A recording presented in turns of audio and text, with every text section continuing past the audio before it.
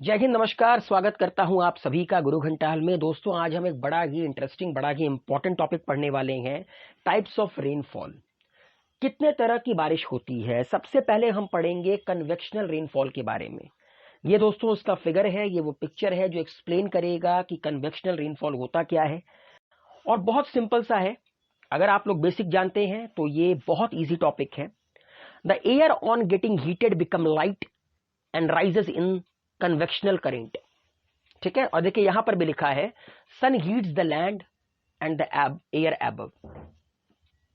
दोस्तों, जमीन पर जब सूरज की किरणें पड़ती हैं, ठीक है, तो जमीन गर्म होता है, पानी भी गर्म होता है।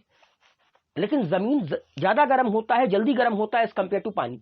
ये आप लोग पढ़ चुके हैं कि जो जमीन होता है वो पानी के मुकाबले जल्दी गर्म भी होता है, जल्दी ठंडा भी होता है। तो जब सूरज की रोशनी जमीन पर पड़ेगी, जमीन गर्म होगा तो उसके ऊपर की हवाएं भी गर्म होंगी। ठीक है। और जब हवाएं गर्म होती हैं, याद रखिएगा, जब हवाएं गर्म होती हैं, कोई भी चीज जब गर्म होती है, उसके मॉलिक्यूल्स के बीच की डिस्टेंस बढ़ जाती है बिकॉज ऑफ वाइब्रेशन। तो अगर मॉलिक्यूल के बीच की डिस्टेंस बढ़ गई तो हवाएं क्या हो जाएंगी, लाइटर हो जाएंगी, मतलब हल्की हो जाएंगी। और हल्की चीज ऊपर उठती है।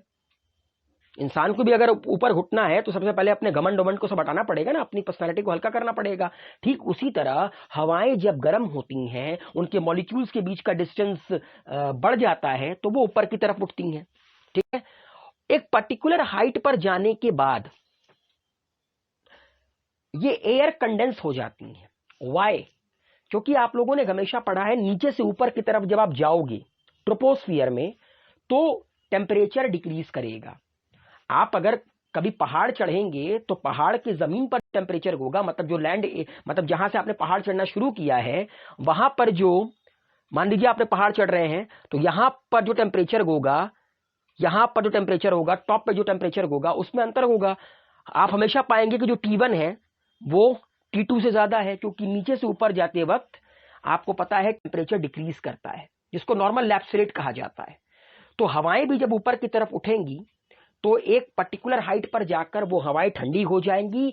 और जैसे ही हवाएं ठंडी होंगी, मॉलिक्यूल्स के बीच का डिस्टेंस कम होने लगेगा, ये कॉन्ट्रैक्ट करने लगेंगी, हवा भारी हो जाएगी और फिर वो बादल बनाएगी। देन देयर आफ्टर आपकी हैवी रेनफॉल होगा, बारिश होगा लाइटनिंग और थंडर के साथ। ठीक है। ये जो इस प्रकार की रेन होती है ये यूजुअली आपको गर्मी में देखने को मिलेगी और जो सबसे हॉटर पार्ट होता है डे का तब देखने को मिलेगी। ठीक है। यूजुअली इक्वेटोरियल रीजन पे, जो इक्वेटर के आसपास होते हैं, बिकॉज इक्वेटर पर गर्मी बहुत ज्यादा होती है, इंसोलेशन डायरेक्टली रिसीव होता है।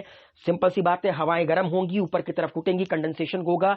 इक्वेटोरियल रीजन में कन्वेक्शनल रेनफॉल देखने को मिलता है। इसके अलावा कॉन्टिनेंट्स के इंटरनल पार्ट्स पर यह देखने को आपको काफी ज्यादा मिलेगा।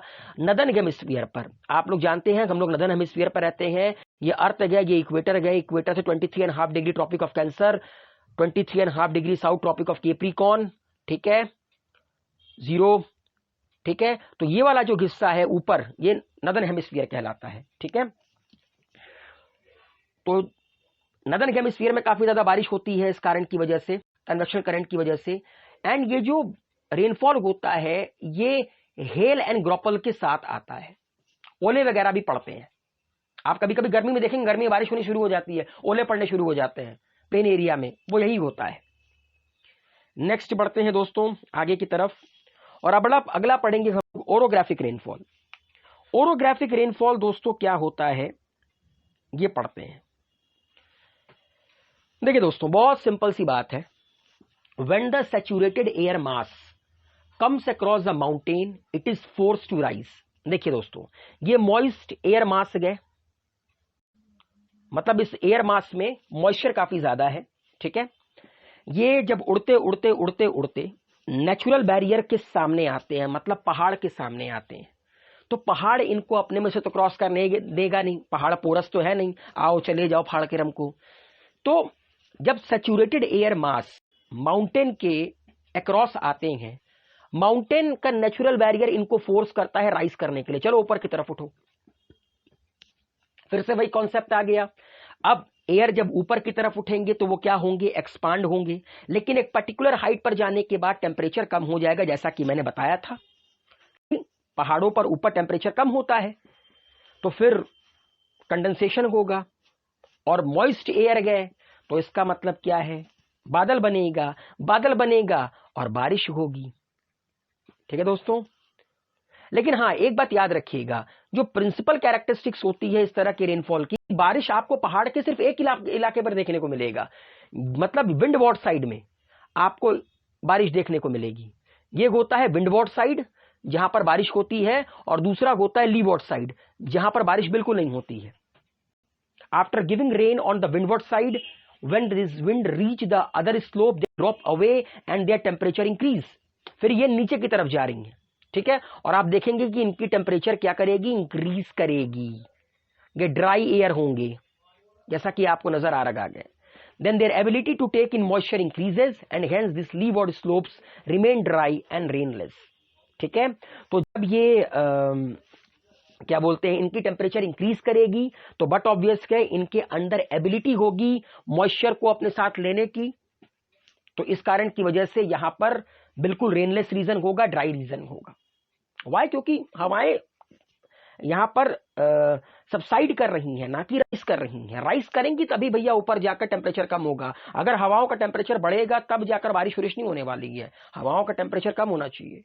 ठीक है, अच्छा, इसको रेन शैडो एरिया कहा जाता है, जो लीवर्ड साइड होता है उसको रेन शैडो एरिया कहा जाता है। वाई, क्योंकि यहां पर रेन बिल्कुल नहीं हो रहा है।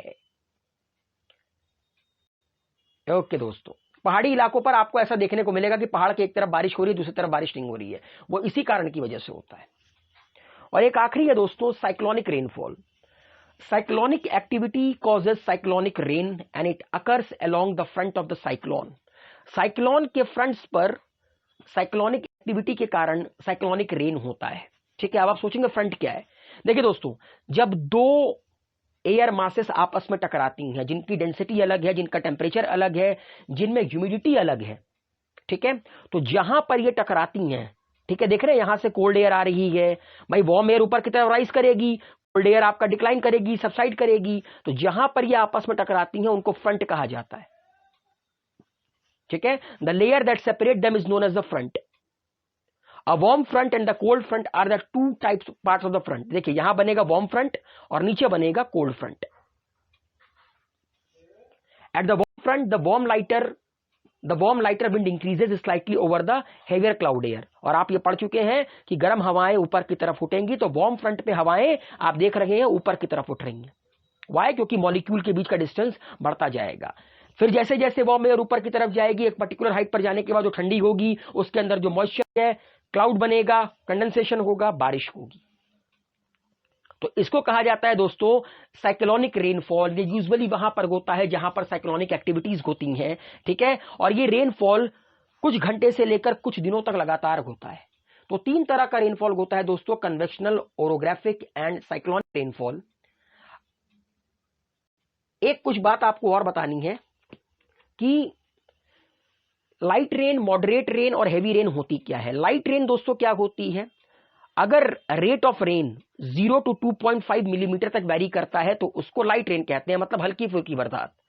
मॉडरेट रेन मतलब न ज्यादा न बहुत कम, ठीक है, 2.6 मिलीमीटर से लेकर 7.6 मिलीमीटर तक की जो मिलीमीटर तक की जो रेन वेरी करती है, रेट ऑफ रेन वेरी करती है, उसको मॉडरेट रेन कहा जाता है। और अगर बरसात 7.6 मिलीमीटर से ज्यादा हो जाए, सॉरी मेरे मुंह से बार बार मिलीलीटर निकल जा रहा है, मिलीमीटर से ज्यादा हो जाए, तब तो भैया मूसलाधार बारिश, तब तो ये मूसलाधार बारिश कहलाएगी। तो उम्मीद है दोस्तों आप लोगों को मेरे द्वारा समझाया गया टाइप्स ऑफ रेनफॉल समझ में आया होगा, रेनफॉल्स बेस्ड ऑन इंटेंसिटी समझ में आई होगी। अपना प्यार बनाए रखिए, लोगों तक पहुंचाइए इस जानकारी को, हेल्दी रहिए, सेफ रहिए, मस्त रहिए।